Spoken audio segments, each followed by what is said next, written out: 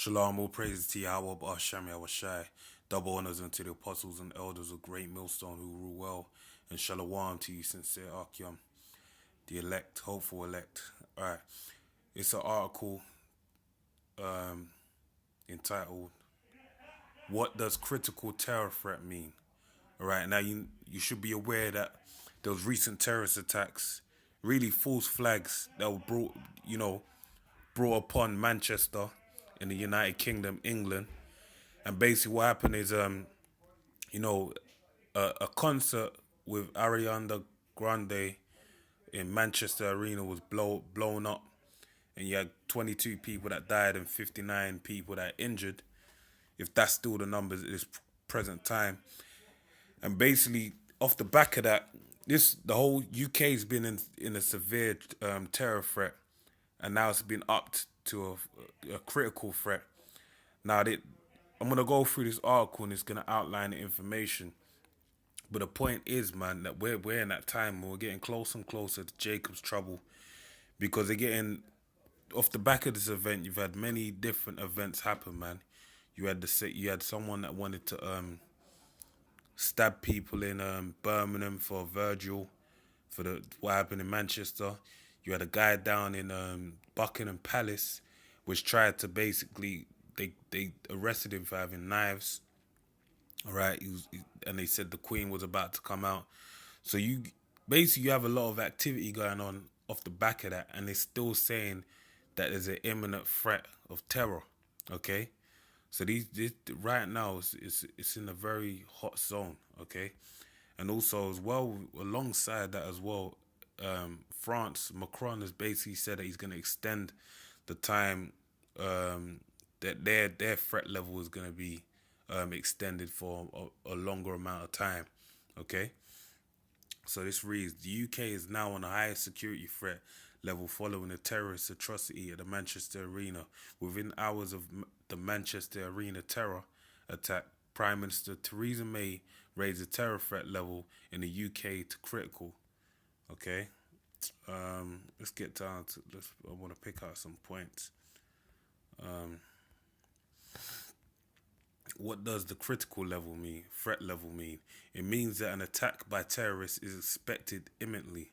So it's gonna happen. That's what they were saying before. They've been saying for the longest that they're sure something's gonna happen. But now the terror threat's gone up, and they're saying that something is expected imminently. Like, it's definitely gonna happen, man. According to the government, the decision to move the terror threat from severe to critical was reached partly because Abedi may have been operating as part of a network whose members may well strike, okay? And they even said they arrested his brother down in Libya, okay? So they're really like swooping down with this one. Arrested a woman as well in connection with this. They're saying, how many levels are there in total? 5. The other 2 are moderate. Attack is possible but unlikely, and low, which means an attack is unlikely. Okay. So now there's an operation called Tempera. Now, if you know what the word tempera is, it goes back to temper. And when you temper something, it's basically to make it hard. Okay. Is the reason why they named it this is because it's the transition. It's to basically outline that there's going to be a change implemented. Okay. It's being tempered to basically harden, to bring about that martial law. Okay, bring about, really, the martial law is for the New World Order. Okay, a one world Luciferian doctrine to be accepted by the masses, which means the mark of the beast, which is the RFID chip, is going to be implemented, and you can't live without it. All right, that's the society they want to bring to the land. This is an established security measure, meaning troops will be helping law enforcement at sensitive security points, including railway stations and the Houses of Parliament, and other sites and events that attract large numbers of people. May also see soldiers. However, it will not be the first time troops have been drafted to help battle the terror threat. Other occasions include February 2003, when soldiers appeared at Heathrow during driving armored vehicles. The move came after fears were sparked extremists could be on a loose with a surface-to-air missile launcher. Now, the difference that they say when you go through it, it says here, man, that they've had it before. But what you got to understand is that basically, listen, the levels we're at right now is a different fucking ball game, man. Because the way it was before back then, if you realize you have the Civil Contingency Act, which was passed in 2004, and that basically implements martial law. You know, the government allowing to suspend certain rights from the public, but they've slowly been introducing elements of the New World Order into society via way of propaganda, fear-mongering, and false flags, all right, to take away the rights of the people, and for it to for it to be made justified in them doing so. So this whole thing they've had the past 3 years have been on severe, now they've gone up to critical. But there's a normalization of militarization of the police and of the danger that people are among and the actual security they feel with having the militarization of the police and the movement towards a new world order. All right, they're doing that, man. It don't matter. Even if tomorrow they say it in critical, we're still fucking moving in this place in terms of Esau's gonna Jacob's trouble's gonna come. These prophecies gonna come to pass, man. This shit's moving. There ain't no two ways about it. Okay. Like it says here, how long have critical threats levels lasted before? The occasion in 2006 lasted for 3 days, while in 2007 instance lasted 4 days. Okay, but this is a different ball game, man. All right, this one's gonna last a long. This one's gonna go to the mark of the beast, man. So who makes the decision to raise or lower the levels? The Joint Terrorism Analysis Center decides. Established in June 2003, the organization is based at MI5's London headquarters and includes representatives from 16 government departments and agencies. All right. So that's that on this article.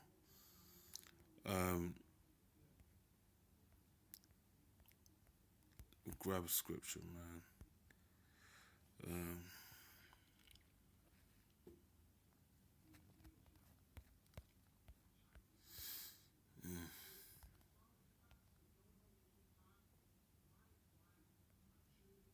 Alright, man. It's Revelations 3:10. Because thou hast kept the word of my patience. What is the word of my patience? Okay? The word is the Bible, man, the scriptures, okay, which is a spirit. And the spirit quickeneth, okay? And that quickening spirit is Yahweh Shai, man. He is a comforter that sups with us, that allows us to gain wisdom, knowledge, and understanding. And it can only be kept with patience if the Lord allows you, if you're of the elect, basically, man. The Lord has to allow the spirit to remain on you. Saul's a good example. Saul got that spirit taken off of him, and that portion was placed upon David. And David saw that, man. And that's why he prayed in Psalms 51. He said, take not your Holy Spirit off of me, man. Because he understood that, look, man, faith is a gift from the Most High, all right? And there's a measure of faith you're given, and you have to meet that measure, man. But then the Lord can take that away from you. I also will keep you from the hour of temptation. When's the hour of temptation? That's when when Esau, okay, gets the green light for him to come do his thing, man. Martial law, famine, okay, disease, germ warfare, all hell breaking loose. But really, the so-called white man swooping down on Israel, man, trying to rounding up certain men, okay, that are allotted to get their head put in a guillotine, all right? That's the time of Jacob's trouble, when all these people out here chatting shit on the fucking comment boards are going to get their heads put in a blood clot guillotine, man. That's that time, man. When you niggas out there playing dumb, man, you're going to get your come up. You're going to find out the hard way, all right? And the temptation as well is to be tempted with an RFID chip, okay? Are you gonna hold firm in the word and not take that chip? Or are you gonna take that chip? All right? Even these niggas out there saying the mark of the beast ain't no RFID chip. Are you gonna take the chip? Cause nigga, you should know you should know the laws, man. And you should know what the fuck you're meant to do, man. Because you ain't meant to put no incisions inside your body. So you can't even take it no damn fucking way. All right? Which shall come upon all the world. So it's going to happen to everyone. To try them that dwell upon the earth. Okay? You jump. Go here, man. Revelations 2:10. Fear none of those things. Now what are we to do? Fear none of those things. Okay? Which thou shalt suffer. We're not meant to fear these things, man. Because the Lord is there, man. This is all the Lord's plan. The Lord's the man pulling the strings behind the scenes. So you ain't got nothing to fear. Anything that happens is meant to happen, man. But you gotta go in the spirit and be righteous and hold on to this word. You ain't meant to, turn to the left or turn to the right. You're meant to stand up firm in the knowledge of Yahweh Bashem El Shai. Don't take that chip because it will lead to condemnation. All right? Tells you that in Revelations 14. Read that. Behold, the devil shall cast some of you into prison. Who's the devil? A simple answer to that is who the fuck is has the power to cast us into prison. You go up in them court systems, you got them pasty crackers sitting up there, basically running the shit, man. They're the ones they're the devil that shall cast you into prison, that ye may be tried.